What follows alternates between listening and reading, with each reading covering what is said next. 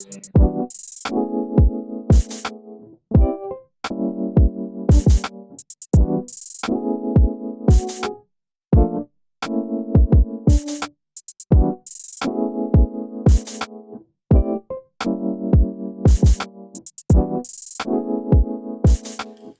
real name is Londo Christopher? Yeah.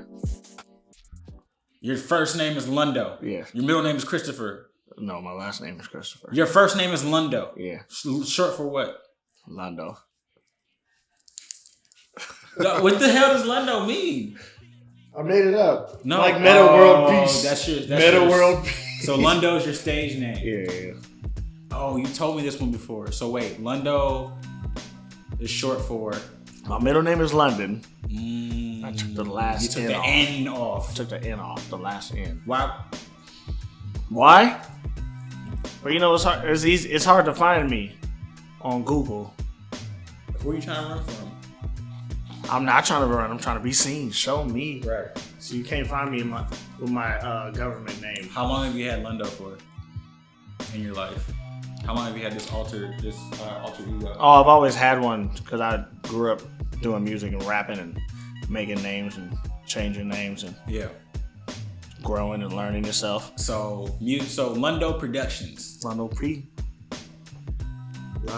baby. Londo Productions. Yes, so sir. that includes comedy, film editing, Yep. music, Yep. poetry. Yep. All things entertainment. Okay.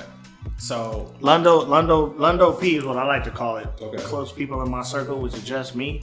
We say Londo P. Yeah. Like we is me. Right. From Los Angeles, California. Yeah. Okay. Yeah. Lafayette. Do you mind shutting off your phone, please? Yeah, I got you. No problem. I'm a business. distracting the- Business meetings, baby. Business meetings. No, but when I made Londo Productions, I was really thinking about helping out people with talent, Right. people that are talented, Okay. and giving them a platform to perform. And so I jumped into comedy, so that made it easier for me to just let me do comedy shows. But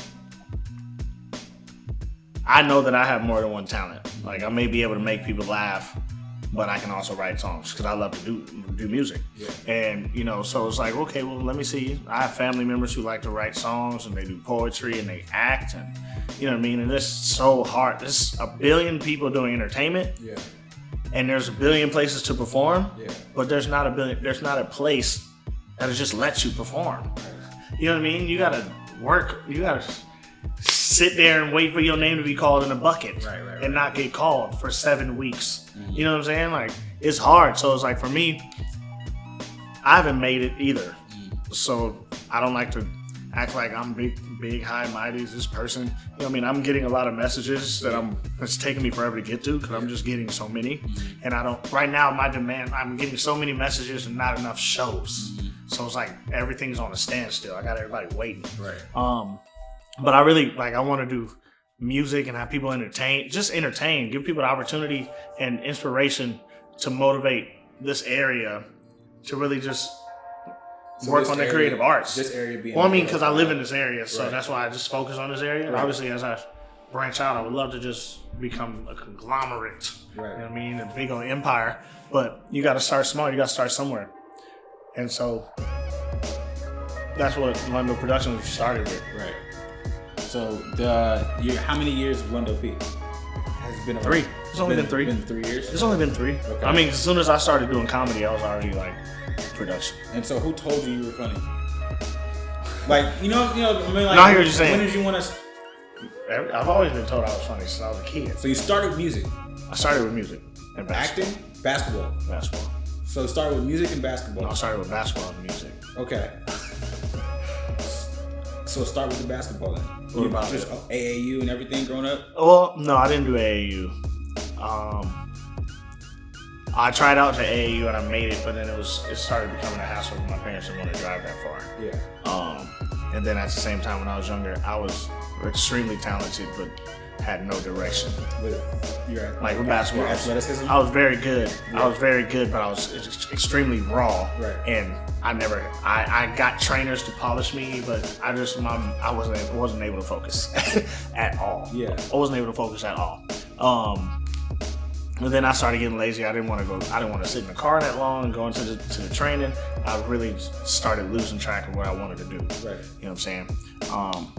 Then as I got older, I started doing. I mean, I was doing music, just doing music because my family's in music, so I enjoy doing music. Yeah. I performed a couple times my own stuff in the talent shows and some venues out in the area, just doing little stuff. But I really didn't feel like that's what I wanted to do either. Yeah. I just enjoyed doing it. Yeah. Because once people started asking me to like we need you to do this. Once it was like a demand for it, I was like, it's not fun anymore. Mm-hmm. Now it's work. And my creativity started disappearing. So I mean, like, why are you? Because you're doing a lot of things that not a lot of people can do. You're doing everything at once. Like, where did that? Is that your family? Like, is this just the area you're born? Because I'm not born in Los Angeles, right? So this is not. That's like a foreign thing for me. Someone saying like, oh, I'm gonna play hoops. I'm also gonna do entertainment. I'm gonna do a lot of things in entertainment. Like, you're saying it like this is casual, like. Well, I mean, because how I grew up, it was casual to be multi-talented and multi.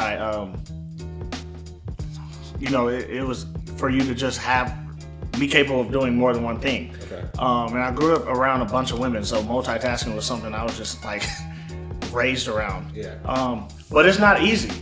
You know what I mean? Some people say, "Oh, it'd been great if I could multitask." Sometimes it can be a detriment because you're so good at a lot of things, you don't know what you want to do. Right. What you want to do. Right. I can play basketball, yeah, that'd be cool.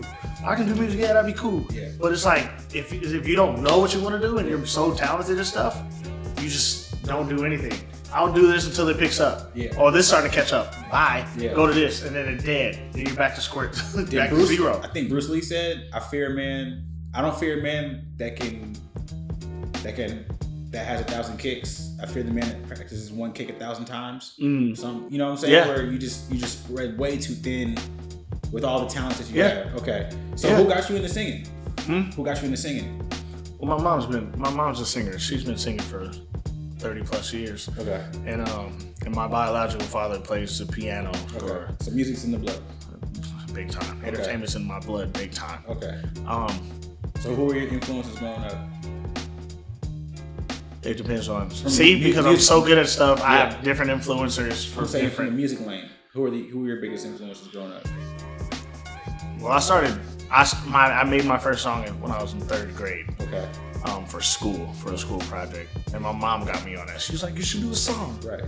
So that's when Lil Bow Wow was popping. Right. You know what I'm saying? So, Lil Romeo, Lil Bow Wow. Yeah, Lil Romeo, Lil Bow Wow, Lil Zane, and all them. Yeah. Back then I was what was I? Back then I didn't have a name because I was in 3rd grade, so it was just my government name. Right. But yeah, it was back in that time. We were like, "Yo, we rapping." Yeah. So it was cool, but you still have it somewhere? I got it somewhere. My stepdad has all my songs. Right. I made so many songs. I don't even have all of them. He has them. Yeah. So I gotta get them from him. Yeah. But you remember what it was about? Like, did you write? My 3rd grade? Did you write it yourself? Yeah. My 3rd grade song was about Davy Crockett because it was a social studies project. No bullshit. Oh, can I cuss on this? Yeah, of course. No bullshit, bro. Yeah. It was Davy Crockett, and I got an A on that. That was the only A I got in 3rd grade because I hated school. Yeah. And then I had 4th grade and had a science project. I did a song about molten lava. And I featured my mama because she's a singer, so she was in the hood. This shit was fire, bro. You cracking, but that shit was fire, I'm bro. laughing because this is tight. Hey, it was fire, bro. Let me tell you, like, I wish I had some music ability. Like, I grew up around hip hop, rap, obviously. I grew up around everything, actually, but my passion is hip hop and rap. Right. I wish I had any type of, like, I used to try to practice to freestyle when I got to college. Like, my biggest fear is when people would go around circles and, a beat drop, you know what I'm saying? I'm like, fuck, like, I don't have the ability to put words like that together in my head or just create, like, I can't believe people are still creating new music in 2019. I can't believe it. How is there still new things being created? I don't understand it. Well, so like that creative part of my head is not there. So like I have like a huge admiration for people that can do that. Well, yeah, I appreciate it. But I feel like, and I don't know, but I feel like there's a lot of songs out there that are just garbage. Yeah. And it's like, they seem like they have no talent. Yeah. You know what I'm saying? Right. So okay, you're saying there's hope for me. Yeah, absolutely. Shit, 2020 is coming up, buddy. Anything's possible. Right. But no, when I was younger, I still do believe there's a talent to it. Mm-hmm. You know what I mean? But at the same time, talent only takes you so far. Mm-hmm. So it's like for me, I don't freestyle. Yeah. Like I can freestyle, but it ain't gonna be like I'm dropping heat. Right. You know what I mean? Yeah. Energy, like bars. I mean, I'll probably do like 2-3 bars that is like fly, and then the rest I'm trying to figure out what the rest is. Right. But that just for me, I just felt like for me the reason why I wasn't able to do this because I didn't read a lot either, so I wasn't getting different words into my system. Younger, I was just doing the basics, playing basketball, watching TV, you know what I mean? Yeah. And then so my intellect was at a certain level, which kept me from being like a freestyler. Because one thing I like when as far as music, I like information and knowledge through rap. So like Nas and Jay-Z, nowadays J. Cole and shit. Like I like that. Right. Even and then like the melodies, obviously like Eminem when he was in his flows and everything. Busta Rhymes was my favorite because he was just Busta Rhymes is rapping my entire energy. Yeah. Like he's just fast and shit. So I was like, So I was like, Bust, that's my dude. Right. But as far as like dropping game, like Jay-Z and them, like that had me going. So I started working. That's what I wanted to do too. Like I got the melodies all day, like T-Pain. That's one of my favorite artists too. I can do all that. Yeah. But like I want to make sure when I'm writing, I'm dropping game. Yeah.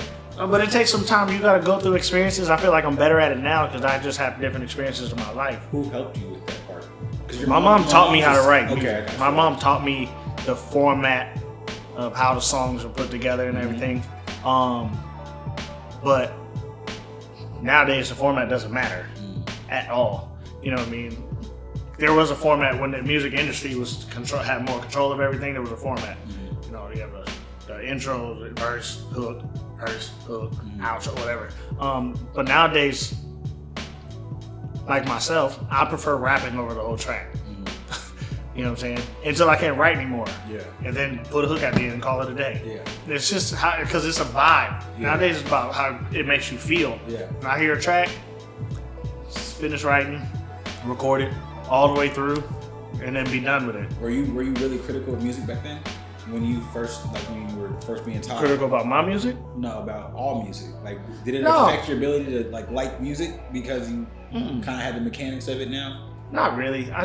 No, because I didn't get into the technicals about it. I just really enjoyed making music. Yeah. And so like everybody else being talented, I just was inspired to do more music. Yeah. It wasn't like, oh, he sucks because he's not doing. Yeah. No, I'm not like that because music is an art and people express art differently. They're just gonna do what they're gonna do. Right. And I don't have to just because I'm jealous because I'm actually hearing the song on the radio and I'm sitting in my room like he ain't doing it right. Yeah. Well, I ain't even doing it. Right. You know what I'm saying? So I never got into that.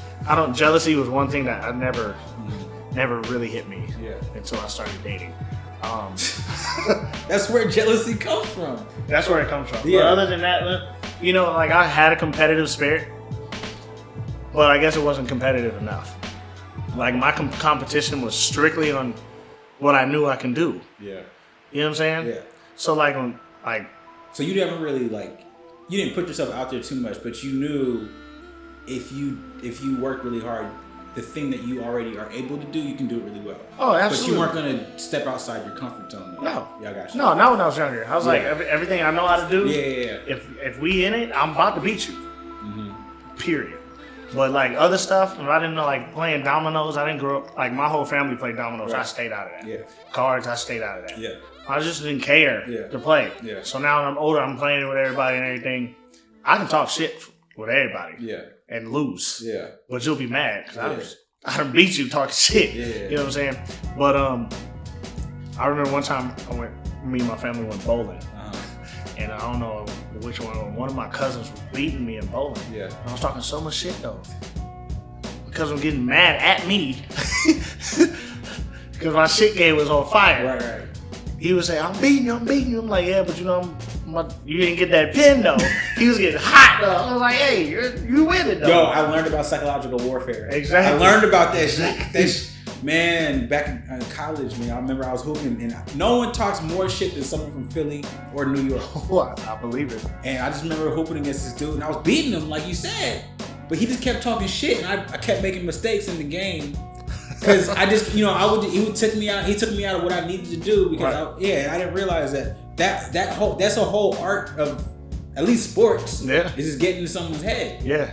And that's what kind of sucks about this generation of sports. Everything's so politically correct now. I know. And because people change teams so often, we try not to offend or act like I don't like this person because I might be on this team next year. Playing with like why don't you just stay your ass in one spot and get competitive? You know what I mean? So you don't respect LeBron? Huh? So you don't respect LeBron James? I don't have no opinion about LeBron James. LeBron James is his own man. He's gonna do what he wants to do. You being politically correct right now. No, that's just a fact. That's just how I am, though. Like, I don't put my energy on other people. Yeah. You know what I'm saying? Like, LeBron, if you were asking me what I've done what LeBron did, I would probably say no. But I'm not LeBron. So it's like, look, I probably would have stayed. You know what I mean? Yeah. Wherever my situation was, probably would have stayed. Yeah. Or I probably would have left, but I would have made a show out of it. Yeah. But it's like, he got paid for that, so I probably would have did the show. Yeah. You know, so everything's done for his individual reason, and then the whole world sitting there, they're gonna judge it. Right. You should have done that, bro. Yeah. Nigga, if you get offered $2.5 million to sit down and say where I'm going, I'm gonna take that 2.5. What time you need me to be there? Every day. Make sure there's lotion there so I can keep my legs straight. You know what I'm saying? Wait, so is it weird watching the Lakers with LeBron on the team? Huh? Is it weird, like being? It's kind of weird, but I mean, doesn't it feel cheap though? 'Cause I'm gonna say when the Warriors got Kevin Durant, it was dope for like until the first game. Then I was like, this is not gonna be fun. Yeah. I stopped watching the Warriors as much after we had Kevin Durant. Did you get that? I'm being honest. Fake Warrior fan. What? No, but I feel you though. I couldn't watch it. It felt cheap. Yeah, I was telling my boy who's from the Bay. He talks so much shit. He don't know nothing about basketball. But he think he do. Yeah, that's and so I don't get into it. I don't get into it, but I don't care. Like you ain't gonna get into my mind about nothing because you started watching basketball once I started winning. Right. He's like, no, it ain't true, man. Yeah. I'm like, well, you can Google the rosters back in the day all you want. Act like you know. Yeah. No, but anyways, but he sit there and I told him like, look, I'm not mad that Kevin Durant went to y'all, but it's just not gonna be the same for me. Yeah. You know what I mean? Because y'all was winning and I really didn't care. Like, y'all won. Y'all beat the record. What, 73? 73 games. Yeah, so it's like y'all won. Y'all already great. So for Kevin Durant to jump on them, I'm not even talking about y'all. I'm not concerned about y'all. This is how I feel about KD going to Golden State. Y'all already the best team. It's not like y'all gonna say no, KD. So I'm gonna be like, why y'all take them? Yeah. What? Come on. It'd be that easier. I was more happy that we didn't have to play him more than he was on our team. You know what I'm saying? Right. Like, because the Thunder at that time was super hard for us to play. So I knew once we had him, we wouldn't have to worry about him. But I just wish we would sit him. You know what I'm saying? Like, all right, cool, we got him on the team. We signed him not to play him at this point. Yeah. But then I didn't even realize, like, it just wasn't fun. Like, we were supposed to win. It was like playing your little brother. There was no talking shit did not exist as a Warrior fan at that point. You're supposed to win every game. Exactly. Yeah. I mean, that's what I tell my boy. You guys got to experience what the Lakers got to feel for a long time. Yeah. Like, Laker fans, we always winning. So it's like, y'all talking shit, like the Lakers. We're like, hey, what you doing? I felt like 17 ships. I felt like everyone liked the Lakers back then. Except for like Portland, people that lived in Portland, people that lived in Sacramento. Everyone was Laker fans back then. I was a Laker fan when everybody is a Laker fan deep down in their spirit. Basketball? Yeah. Except from Boston too. That's it. Boston, they still Laker fans. They're fans of hating the Lakers. Yeah, right. Yeah, they hold real estate in their head. Yeah. If you have the energy to talk shit about something, that's bothering you, buddy. That's you like them. Right. That's a good point. Okay, so wait, back to your childhood. Okay. This is how this goes. All right. It goes everywhere. Oh yeah. All right. So music, starting at third grade, started getting a little bit more serious. Sports at that point yet? Basketball. Yes, basketball. Any acting? I actually auditioned to be Simba in the Lion King play. Oh, and I didn't make it. okay. I don't even remember the audition, but I remember the audition tape. Singing in church? Are you singing in church at this point? Yeah. So at this point, did you have like, what did you really like? Did you have like a dream? I didn't. When I was a kid, I just cared about basketball. Okay. I would watch Jordan. Halftime I'll be outside. I watch Kobe. Halftime I'm outside. Yeah. Like all Pippen. Pippen was everybody loved Jordan, so that's past. Pippen was my favorite. That's why player. I like Pippen. Pippen was my favorite. Everyone liked Jordan. Yeah. No, I love Jordan. Yeah. But Pippen, like I can really watch Pippen and see basketball. Yeah. Jordan was just too glow. He glowed too much. Yeah. It was just I was just enamored by everything he did. But I can actually watch Pippen and see great basketball. Same. That's the same with me though. And so I was like, ooh, he really did the move. Rodman too. I fucked with Rodman too because he worked hella hard and he wasn't the star on the team, and I was never gonna be the star on anyone. Well, especially you. What was that? Finish that. Especially if you go to a football team and sit in the tower with a Buzz Lightyear headset This on. is not about me. This is not about me. This is about you. Oh God! But no, but Jordan, because it just seemed like Jordan was unreachable as a young kid. Like I can't, and that's horrible to say, but like at that age, as far as liking someone, he's a god. Yeah. Let's do something more human. Yeah. Pippen, and he's unbelievable. Pippen's unbelievable. But it just for some reason felt like the shit Jordan did was just too much. Yeah. But it was unbelievable. Yeah. You know what I'm saying? And then when once Kobe hit, I was a little older, so I was like, I'm gonna do everything Kobe doing. Yeah. Which was everything Jordan did. Exactly. He was just chasing Jordan. It was the same case. So it's like people make that thing like who's better, Jordan or Kobe? And then they say Jordan 1A, Kobe 1B, because Kobe was pretty much the exact same player. Yeah. To an extent. To an extent. I don't know. Well, that's why Kobe might be a little longer though. Well, that's why someone said LeBron, because no one's gonna be able to copy LeBron. They've proven that you can copy Jordan. It took a lot. Yeah. But Kobe proved that you can be Jordan. Nobody can be LeBron. Well, just because he's he's Magic Johnson and Jordan at the same time. Those are like two of the greatest. Yeah, I more compare LeBron to Magic than Jordan, anyways. Yeah. Because LeBron doesn't score like that. Yeah. He doesn't want to. No, he doesn't, which is the most frustrating thing, because he can dunk literally dunk it every fucking play if he wanted to. He could. Yeah. No, but it's all maturity and growth and seeing working smarter. Mm-hmm. And I think a lot this age is all about working smarter, if working at all. Yeah. Fuck hard work. Right. Work smarter. Right. I can go to the gym 3 days a week instead of 6 days. Right. Because 3 days I can go for 2. Yeah. But 6 days I have to go. You know what I mean? Like for me, so it's like working smarter but it can't hurt. So you liked hoops. Yeah. Was there ever a point where you were like, I can play in college? Nope. No. Why? Only because I didn't want to play in college. Back in that day, we can go straight to the NBA from high school. Right. So that was my whole mindset. Yeah. Even if my work didn't match that mindset, my mindset was I'm going straight after high school. So education was never pushed on you as a child from anybody? It was. I just didn't care. What happened? I didn't listen. I was always eligible to play. Yeah. That's it. Yeah. Eligible to play. Yeah. As far as going to college and everything, I was still eligible to play somewhere. Yeah. But my family, we didn't have the information about that. Yeah. You know what I mean? Everyone in my family was entertainers and whatnot. Yeah. Basketball, like the knowledge of how to get your kid here and there was new. Yeah. You know what I mean? I was the first child in the entire family that potentially could get a scholarship for sports. Yeah. You know what I'm saying? Like my older cousins, they went to school, but I don't think my oldest, she wasn't an athlete. Yeah. My second one was really into clothes, and the third one's, I don't know. You know what I mean? Like he were other shit, and I was sports. Right. It became like the first grandchild that was like serious about wanting to play sports. Yeah. We didn't know. So we just sitting, okay, you go to school, the coach is going to be the one talking to coaches. Right. But he wasn't. He hasn't said a word. I remember when I was in high school. Were you the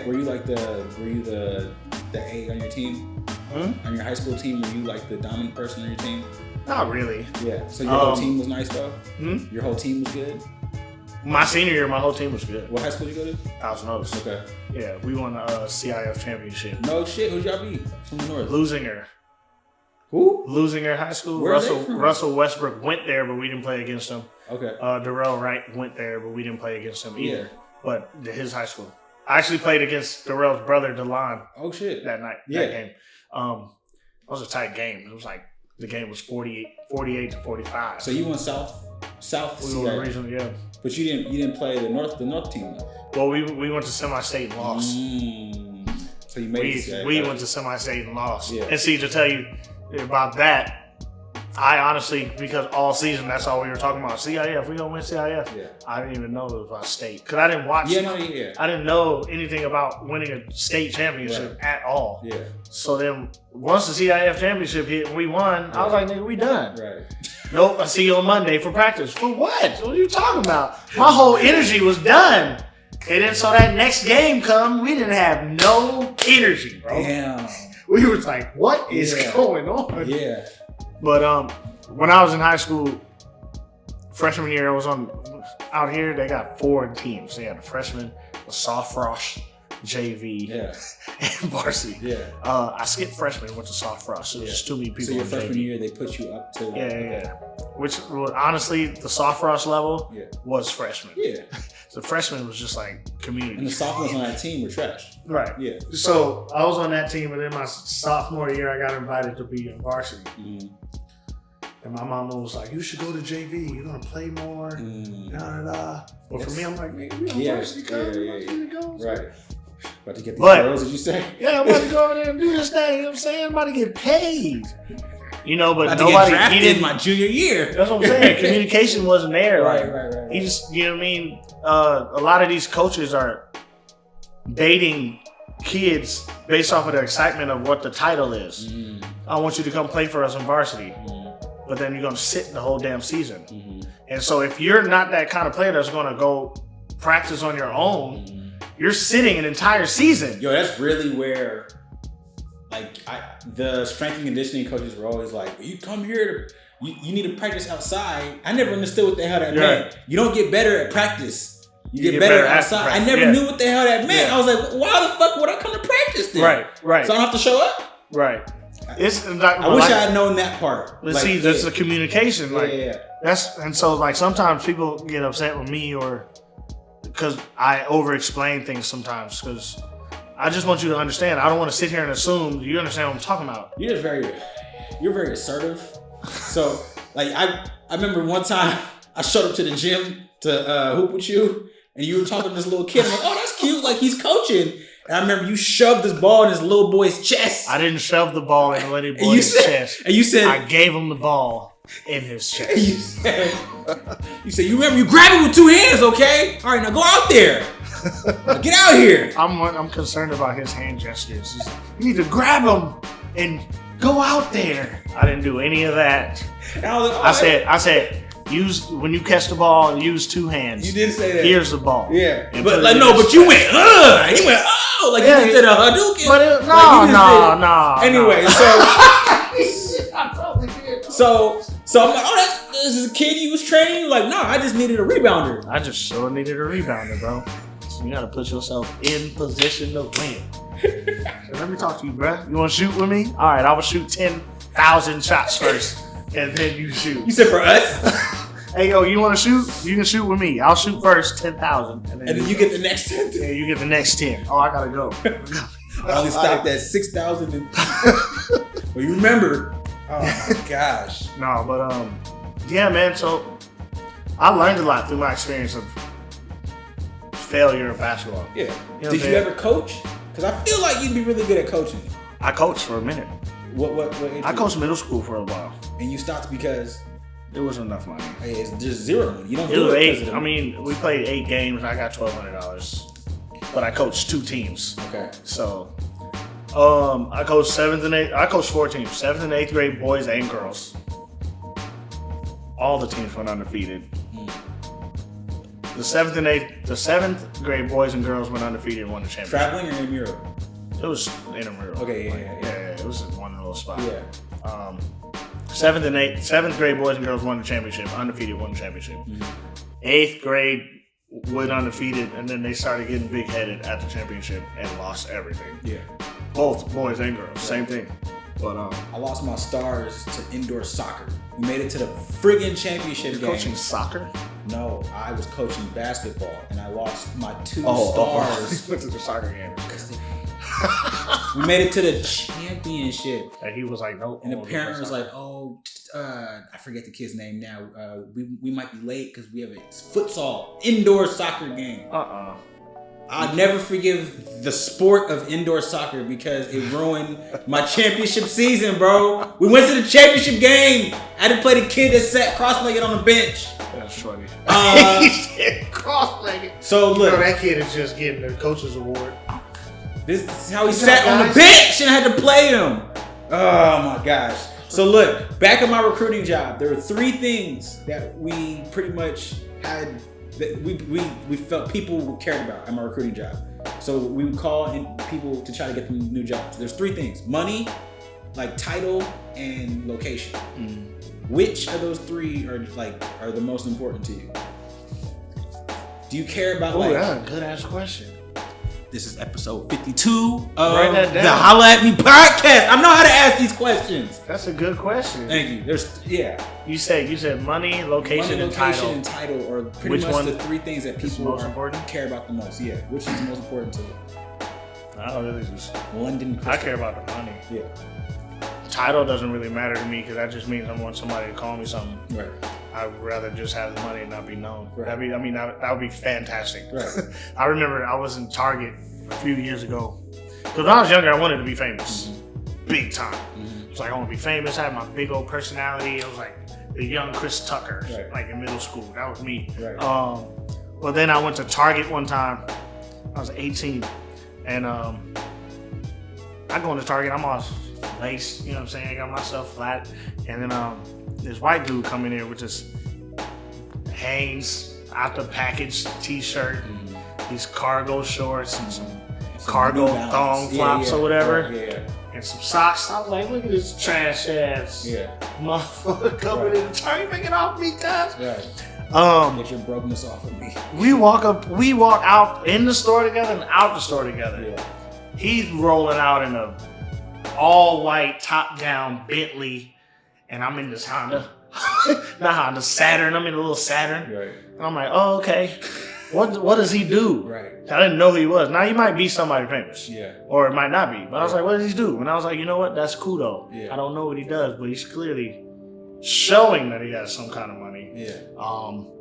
I think I would prefer that. Yeah. To just be able to have my money and go to Target and nobody knows who I am. Right. That'd be fantastic. Yeah. So I started looking into different things that would allow me to do that. And I'm really good at producing.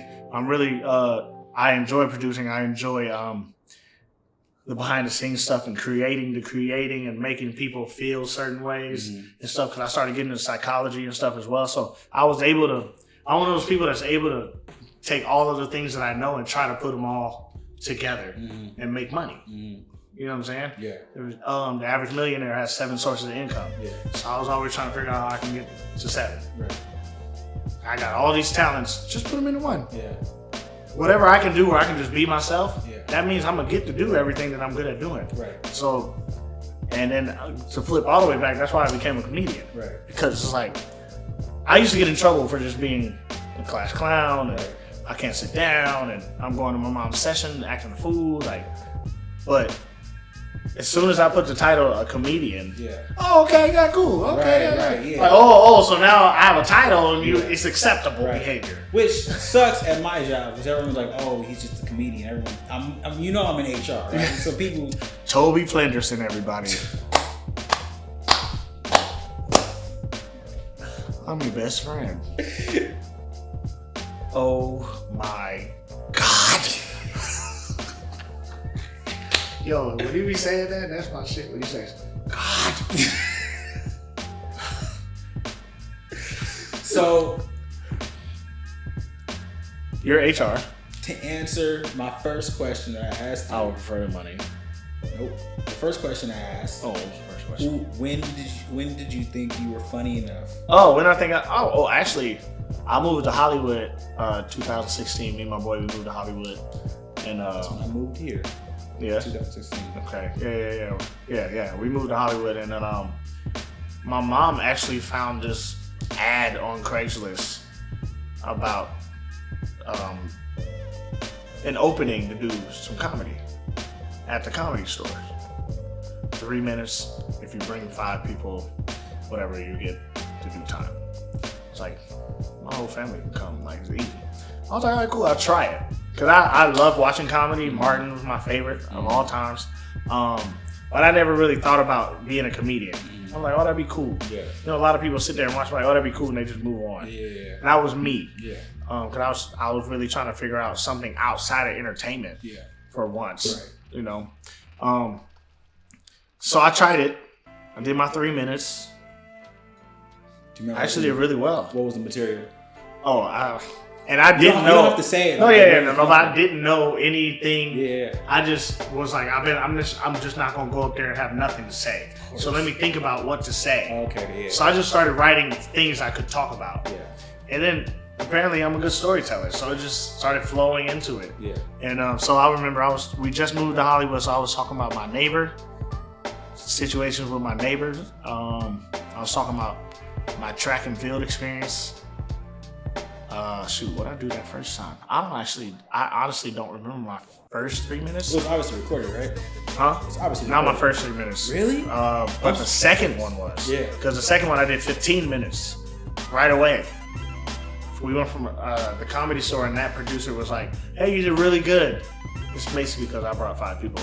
Hey, you did really good. We want you to come to my show I'm having at the Ice House. I think it was like 2 weeks later or something. I was like, all right, bet. That time, in the small stage 2 or whatever, it was like 17 people. Was that 17 people? The underwater material or the ocean? Not that one. Okay. Not that show, but I did it at that spot. Okay. And so at that show, that's where I met Luz. Pazos. That's where I met her. Yeah. I met her there. Yeah. She was hosting. She introduced me on the stage and everything. Is her accent real, or does she do it for the stage? That's her real accent. Okay. She's really from Peru. I know, but you know, like the girl from Modern Family, like I don't think she really has that. Sofia Vergara? There's no way she plays that up. No, I mean she might be enhancing. Michael Blackson, I heard too, makes up the African accent. He does. He's from Philly. Yeah. He does, but it works. You gotta sell it. Yeah, that's the thing. But yeah, so I did my second show at Ice House, packed that out. I started talking about, because I was a trainer at that time, so I had a lot of my clients who were coming out to support me and stuff. So I started doing things because my audience, it was entirely my audience. Yeah. So I could really talk about whatever I wanted, and they would understand to relate. And so I started talking about how you can surgically get abs, you can surgically get 6-packs now. Because I'm a trainer, they understood, like, what? Yeah. And so just talking about all that stuff, and so I started figuring out. I actually went to a comedy course in 2014. My aunt found it on Groupon. Why? And she was like, yo, I found this, the back then Groupon was hot. Everybody was on it. Yeah. So my aunt was on Groupon, and she just found this little thing. She said, I bought it for you already. Yeah. I was still not even thinking about doing comedy. Yeah. But I was like, all right, I'll go. Yeah. It's a Saturday. Yeah. Whatever. It was a good little set. It was a good little course. It was a really good course. You like improving yourself. Like you'll do what it takes to improve yourself. Well, because which I respect. Because I didn't do what I was supposed to do in basketball, which is what I really wanted to do. Yeah. I was like, yo, whatever you're gonna do next, you have to do it. Yo, that failure really, like, you listen to that failure. Oh yeah. That's what's up. And I don't consider it as a failure. That was a big time lesson. Yeah. Like, cause I could have been making it to the NBA. Yeah. I feel like my game wasn't Westbrook. Yeah. But my energy was like Are fast. you kind of like a Dwayne Wade type? Yeah. I'm not like good. I'm not good. But I'm like D Wade. You know what I'm saying? Shout out to Charlie Jr. for that right. one. I'm just like a Dwayne Wade type. No, but so like after that, I was trying to figure out what to do, and then I was in this relationship, and then basketball didn't work, and then that relationship didn't work. So I was like, like nobody at that point. They didn't know what was going on. Right. And so I was like, whatever I'm gonna do next though, I'm all in until the end. Figure it out. You know what I'm saying? Ain't no I'm gonna do this until something else pop off and move. No, you're in it. You're gonna stay in it and do it. Yeah. So what are we talking about?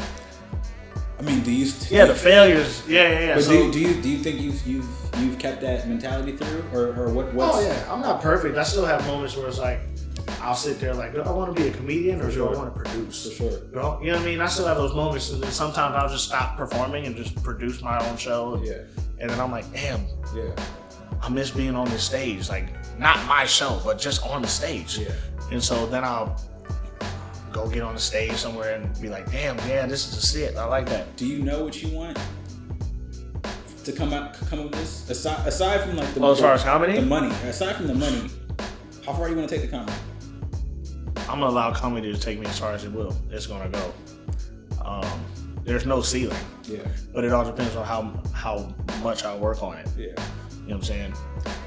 And I don't like going to open mics every day, going to 5 different mics every day. That's just not my thing. I'm not against it, but it's just like, I don't want to do all that. It doesn't really do much for me. It doesn't really do much for me, but I feel like our locations might change if I think that attitude would change if we are doing it like down in LA or something like that. Well, I mean, you know what I'm saying? I mean, not for me, because fuck that traffic. I know, but I'm saying if we're living there. Still, fuck that traffic. Yeah, you know what I'm saying? Like, especially since if most of the mics are buckets. Yeah. And you waiting, you know what I mean? Like, of course you network and start talking to the bucket lady. Yeah. Or dude, whatever. But it's like, I went to one mic in LA and we tried to talk to the bucket lady. She was like, you don't be coming to the mic asking to get on. I'm like, lady, if you don't just, I'm just asking you a question. This is my first time. Yeah. Can I get up on the list sooner? Yeah. Or we're just going to go through the bucket. All right. Yeah. All right. Yeah, my bad. And we waited. Yeah. We showed up. We didn't perform until the very end. Right. But we killed it. Yeah. Like sitting there. Yeah. Because we were sitting there for an hour and a half. Right. And then so as soon as we got up, we just talked about what we used to get at for an hour and a half. And I mean, it's always funny because like you hear the same fucking joke because it's like a lot of it's white comics or black comics that don't know black comedy and decides to elaborate blackness to white audience as if they know blackness when they don't even know blackness. They know what white people know as blackness. Yeah, they're basically just in blackface. Oh God, I can't stand when black comics do that, bro. Like, look, I didn't grow up around a lot of myself either. Right. But at the same time, I'm not going on the stage giving a different culture a stereotype of black people. It's all it is at all. I'm giving them my take. Yeah, right. Unless I say black people don't go to the beach because my family's black. Yeah. We don't go to the beach. Right. You know what I'm saying? But it's, obviously, we got black people in the military and the Navy and all this stuff. So it's like, we do water, but like my black people don't go to the beach. Right. That's personal. Yeah. I don't be like, well, I'm not that kind of black guy that wears my pants down to my knees. Yeah. Like, not all black people do that. Not at all. I don't care if they black from the hood or not. Like, not all of them do that. See, like my lens is like I grew up around my mom's side of the family was more African than anything, and like there actually is a lot of racism within the African community towards Black Americans. Absolutely. So I saw that growing up, like, but you're not like one of those though, right? Like people saying that to me on my mom's side. Yeah. I'm like, what the fuck is one of those? Right. Yeah. Yeah. So I mean, but that's a whole nother topic. Yeah. Like, so where does your material come from? Where does my material come from? Yeah. Well, I get really creative under the influence of marijuana. Okay. And that's where my mind just is able to slow down. So do you sit down and write, or will you be lit and then be like, this is actually good, I should write this down? Yeah. Okay, so it comes out as a thought. Like I'm either watching something or because since I multitask, my mind is thinking about something else while I'm watching a show or something. Yeah. And then I'm like, or I'm having a conversation. Yeah. Like when I was dating, and I'd be on this phone with all these girls and stuff, they be laughing and shit. Yeah. About some experience that I've been through. They laughing. They be dying, no, but when they be on the phone, belly ache. Okay, that's another good question. Who do you make your jokes for? Like, are you just shotgunning? Like, everyone's gonna laugh at this. Or what are you is like this though? I shotgun. This is shotgun. This is a shotgun. It's I don't shoot guns. I don't shoot guns. Could have sworn. All right, bro. I don't. this. I went to Piedmont High School, man. I don't know what guns are like. Well, you went to Penn State as well, so your education should be. Penn State is on your chest, buddy. You got a Penn State shirt on right now. No, but who do I make my jokes for? Is there? I make my jokes for the audience. For the audience. That's it. The audience. America. Yes. American audience. Yes. You I mean, as long as you have crossover appeal, Chris. Question. Yeah. I do have crossover appeal. What is your sweet spot? What demographic is your sweet spot? I don't know. What you asked me that for? I haven't necessarily. It's only been 3 years, and I haven't performed a lot. Okay. I haven't been in an all-black Do you think room yet. black women? Do you think black men? Do you think white men? White women? Do you think older people? Younger people? Handicapped people? Like your material? I guess to answer your question, I guess I use the same material for everybody, but I may word it differently for different audience. Who appreciates it more? Everybody. Okay. My comedy audience is America. It's a melting pot. Right. Like I don't base I'm not gonna just tell all black stuff to a group of white people. You know what I'm saying? No, right. I'm not gonna do all black stuff. Yeah. I'm gonna do me stuff. Right. Cause I'm black and I've been around white people and I know some Spanish and Asian folks and whatever. It's gonna be universal just because that's me. No, I feel you. You know what I'm saying? I'm universal. Yeah. I don't like to get in too deep a person experience because it doesn't even make any sense. Right. I don't know what you're talking about. Okay. It happened to you. It's like a sob story. Right. That's what I first started doing. Like I was in this depressive state. Yeah. So we just go in there up there and complain. Uh-huh. And you think it's funny. Yeah. But just coming out as a complaint, like you're fucking sad, bro. Like what's wrong with you? So I developed into making my story relatable. Uh-huh. So I have personal stories. So I have to figure out how to word it to make it relatable. So you know what I'm saying? So who would understand? They would understand if I said it this way. Right. Because this is an example of this and it's universal. So I would say it in a wraparound. But yeah, my stuff has to be universal. Otherwise, it's just not gonna. Yeah. For me, it's not gonna hit. Do you have mentors or motivators or people that you kind of? That's not even. I wasn't even trying to. That was. Hey man. No, I really didn't even try to like set that shit up like that. No, but I take feedback from anybody. Okay. I don't care if you've been doing comedy for 20 years or you've been doing comedy for a day. You know what I'm saying? Like, because I want my stuff to be universal. Yeah. Hearing from people, yeah. Whatever, even if it's totally far left, I don't have to take the advice. Yeah. They're just talking to me. Mm-hmm. So now I can hear your perspective of what you hear, because I'm big on perspectives. People's perspectives are important to me. Mm-hmm. So the more perspectives I absorb, the better my comedy is. Because I know, okay, they kind of giving me this perspective. Yeah. All right, I heard from this, let me just go this way, because it's there. Or there's different perspectives. Not everybody has the same common sense nowadays. Yeah. So you have to grab everybody's information to make it, to push people together, you know what I'm saying? Mm-hmm. So I've heard some really bad advice for me. Right. You know what I mean? Like, it may not be bad advice for that person or for somebody else, but I've heard bad advice for me. Yeah. And so I appreciate it, though. It's not like, the person either is trying to hurt me or not. Right. But if the person can only hurt you, if you're not confident in your capability of developing to be better. Mm-hmm. You know what I'm saying? So I hear people saying negative stuff or bad stuff. I use that energy in a positive way. Right. Like, all right, I see what you're saying. It's not going to work for me, though. Right. I'm going to go this way. I hear you, though. I'm going to go this way. Done. Yeah. And if you feel like they trying to ruin you, they only going to ruin you if you use it. Right. You know what I'm saying? So obviously I have a certain kind of trust situation for people. My trust goes a certain level for everybody. Yeah. Just like, but I accept, if you're showing me your true colors, I'm going to accept it. Right. And I'm going to keep you at a certain distance. I ain't going to dislike you. I'm going to keep you at a certain distance. And I'm going to be around you and say, what's up, and talk, chit-chat, whatever, but it's only to a certain degree. Right. And then we going on about my business. So, is music still part of your life? Music? Yeah. Always. Okay. I always do music. You were in Atlanta last. I was in Atlanta last year. I wasn't. It was the halftime show. Yeah. About a week ago. Okay, so you perform at the Super Bowl. Would you say that's your biggest audience ever? 71,000 people? Absolutely. Shit. Ask me again, I'm gonna tell you the same. Yeah.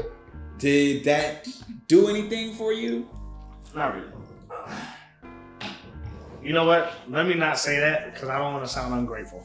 Because you sound very ungrateful right now. That was an unbelievable experience. Okay. Unbelievable experience. No bullshit. Okay. But if you're asking me, was I like scared to be on stage in front of 71,000 people? Yes. The answer is no. Okay. Did it inspire you to do anything else? Absolutely. That's the question I didn't. was gonna ask. When the Super Bowl hit, when we did the Super Bowl, my brother and I, we were like, this can't be the biggest thing we do. Mm-hmm. We have to keep going. Yeah, you know what I mean? So it was a drive. Yeah. So we started working hard. You know what I mean? We just going in. Whatever the situation is, even if 71,000 people is the largest number I ever performed with, I can't be like, yo, the Super Bowl, I did the Super Bowl and I don't have shit. Right. You know what I mean? Like, no, you got to say I did the Super Bowl. Like, that's the smallest thing you did. Yeah. You know what I'm saying? So that's where we went from there. So since then, myself and him, we've been working on different things, whatever the situation is, working hard. But bottom line, we just got motivated to work harder. But it was a super dope experience. Adam Levine is super chill. Yeah. Like, he's a dope dude. Yeah.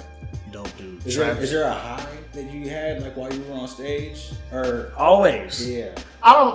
A lot of people tell me I'm really good at this. I'll have the same energy whether it's 50 people in the audience or 2 people in the audience. Yes. And that's the truth. Yeah. Because I feel like showtime is showtime. Yeah. It's not the 2 people in the audience, it's not their fault nobody else showed up. Yeah. So give the 2 people in the audience a show. People roast the people that came. The 2 people that came, you want to roast them. Like, why are you... I don't understand those. I don't understand, yeah.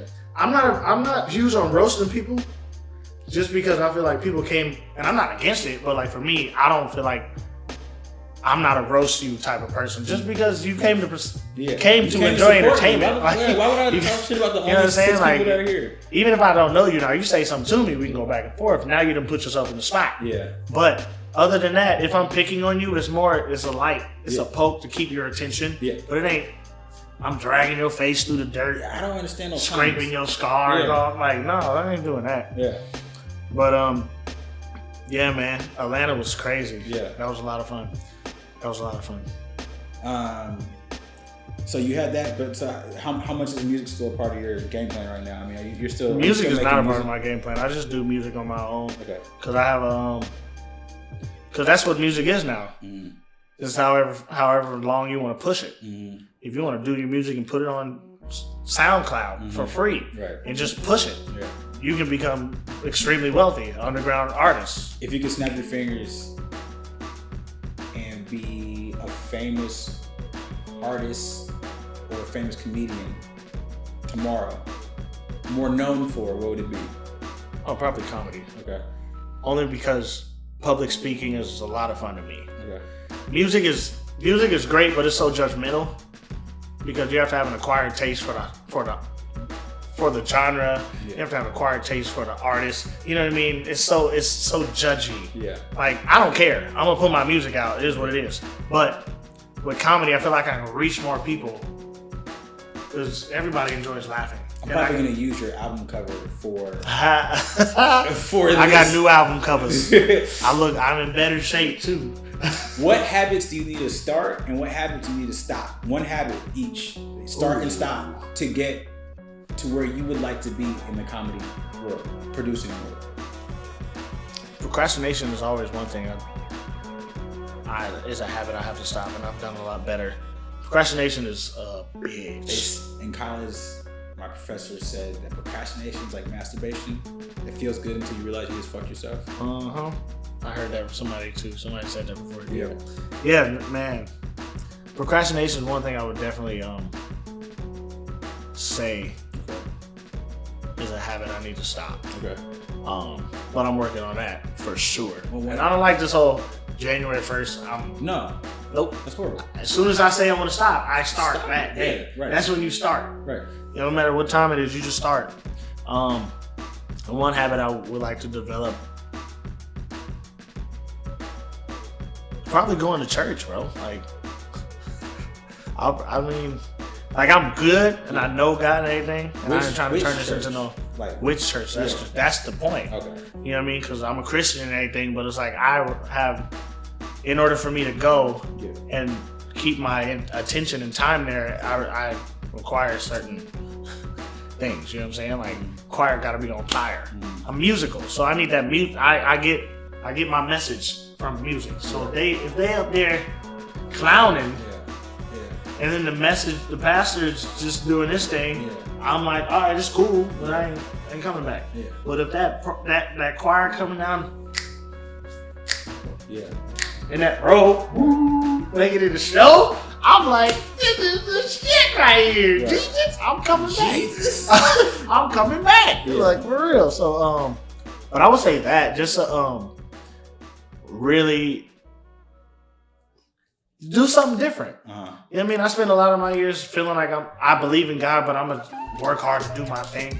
But I do believe that if you start giving him more of your time, wherever you're supposed to be fruitful, it's going to happen. Like, it can happen quickly. But I'm still in the past where I'm like, God, I'm just going to push. I'm just going to pray and push.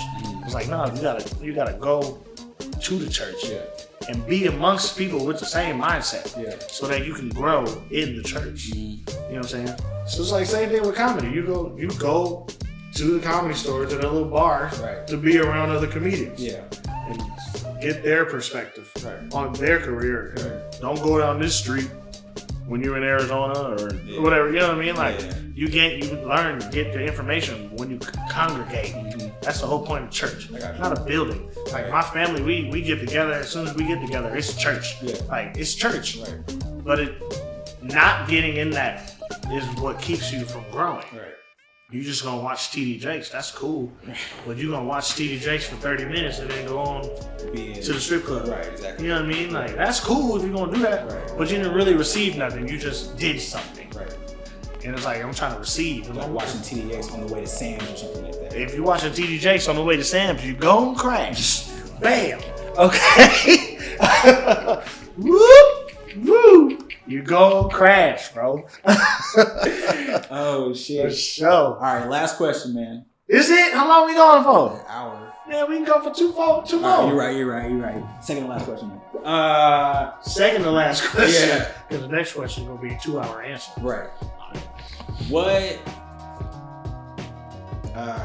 Okay. What is a failure that has turned out to be a really good thing? I've learned and grown the most from like things I've made mistakes about. And basically what I mean by mistakes is like I tried for this goal and it just didn't work out. Flat out did not work out, but it's like 3 or 4 other opportunities opened up that were way better than I could ever expect. That's how most of my life has been actually. I hear what you're saying. Shoot, all of them. All of your failures have been into absolutely, because I'm so into self-development. Well, can you illustrate one of them? Well, yeah, you know, like me not making it to the NBA. You know what I'm saying? Because that's really all I ever wanted to do. That was probably the biggest one. But then I started going into why, like reasons why I didn't make it. And I don't like to blame people because obviously I wasn't doing what I was supposed to do. But you know what I mean? I was in that relationship for ever long, and that didn't work out. That kind of sucked. But you know what I mean? Those two probably were the biggest two. They were going on at the same time, and then they kind of just stopped at the same time.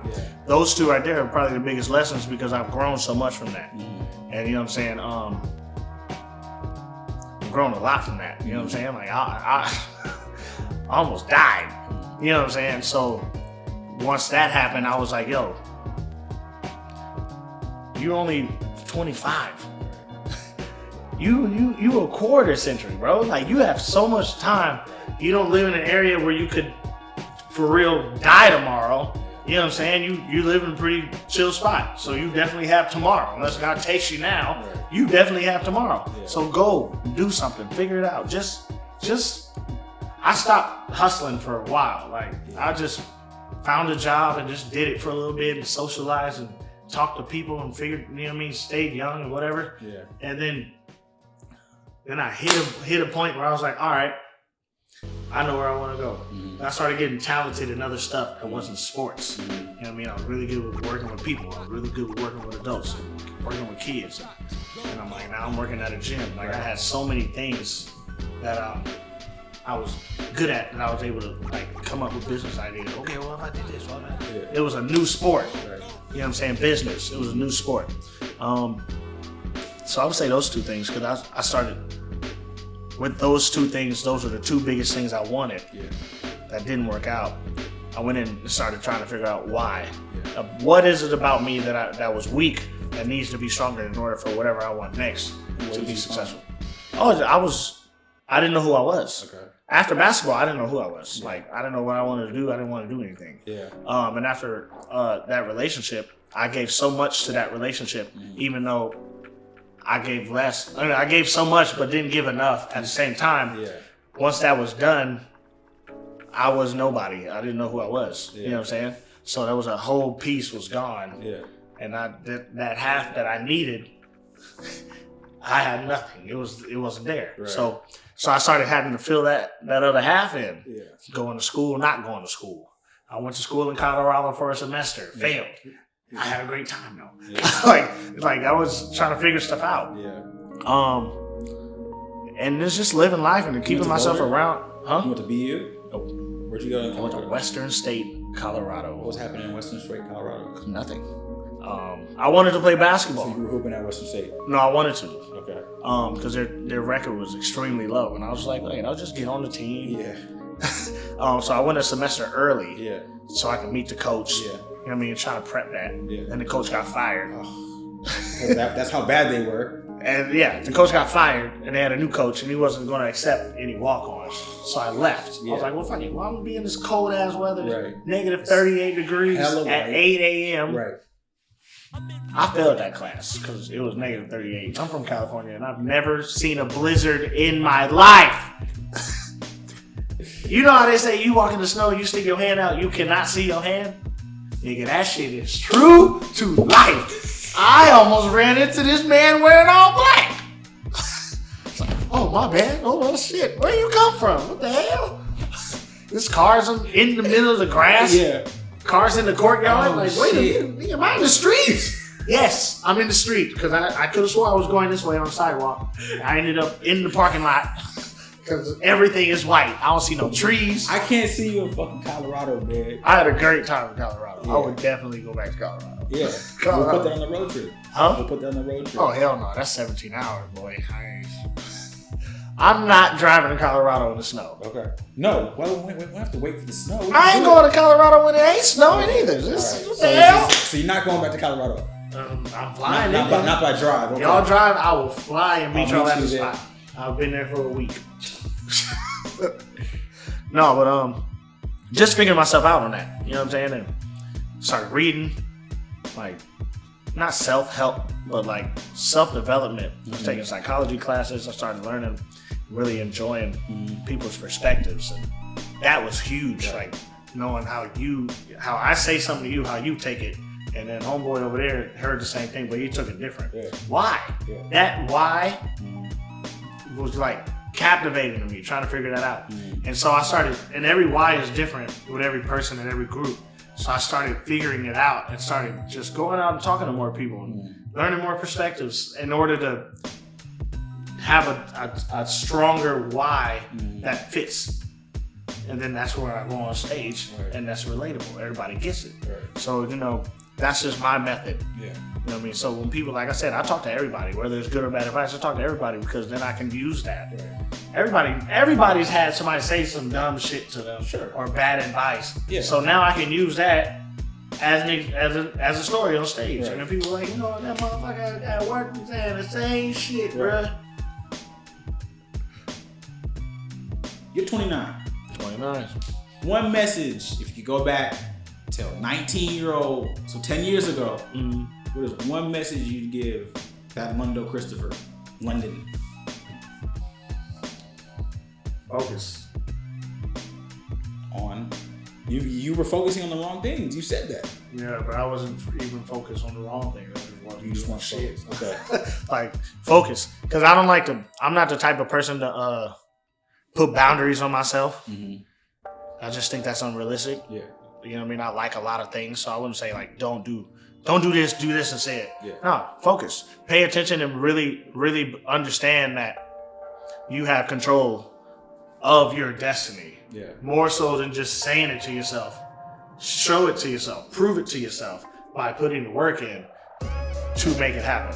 It's like you know, that's what a lot of these kids nowadays, they have so much power to do whatever they want to do because they have access to everything. You know what I'm saying? Like when I wanted to play basketball, we got to see Jordan and Kobe, some of the greatest players that ever played the game, hoop during the game. But they didn't really show us them at practice and show us them shooting outside of practice, and unless it was a commercial. Klay Thompson shooting in the dark. Right. Yeah. So nowadays they got Instagram and everybody's recording themselves. Yeah. You get to see, oh, these motherfuckers are really working. Right. So it's like, so now you're starting to see the basketball talent blow up. But that's what's these crazy. kids are getting better in middle school. Back when Jordan was playing, they weren't like going ham like that in the gym though. Jordan was like, by everything I've heard, right? Jordan was the only one that was really, or one of the first ones to really be. Right. Yeah. But at the same time, whether you were looking at Jordan or you were looking at whoever, Barkley. You know what I'm saying? Yeah. It doesn't matter what level of talent they were. Yeah. They made it to the professional league. Right. You know what I'm saying? So it's like, but Charles Barkley was still working. You know what I mean? He had to go to practice, even if it wasn't outside of practice. Yeah. You know what I'm saying? We didn't get to see. Yeah. Even though we went to our own practice. Yeah, we go to our own practice because I know they're practicing. But at the same time, we're not seeing the professionals practice. Yeah. And how serious it gets and how they get in the fights and how they get in the scuffles. Yeah. We just, at least me anyways, it's game time. Yeah. Game time. Right. And then Allen Iverson came out with practice. Right. We talking about practice? He was so impressionable too back then. I was like, nigga, fuck practice. Hey, I said it. We going to hoop, baby. He was so impressionable back then, man. Yeah. AI was my favorite player, though. All right, bro. I appreciate you. When I'm at your place, we copulate. When I'm at your place, then you ovulate.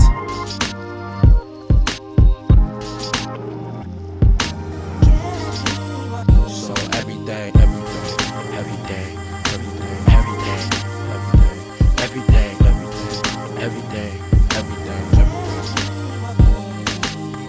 When I'm at your place, we copulate, you ovulate, probably best not to date.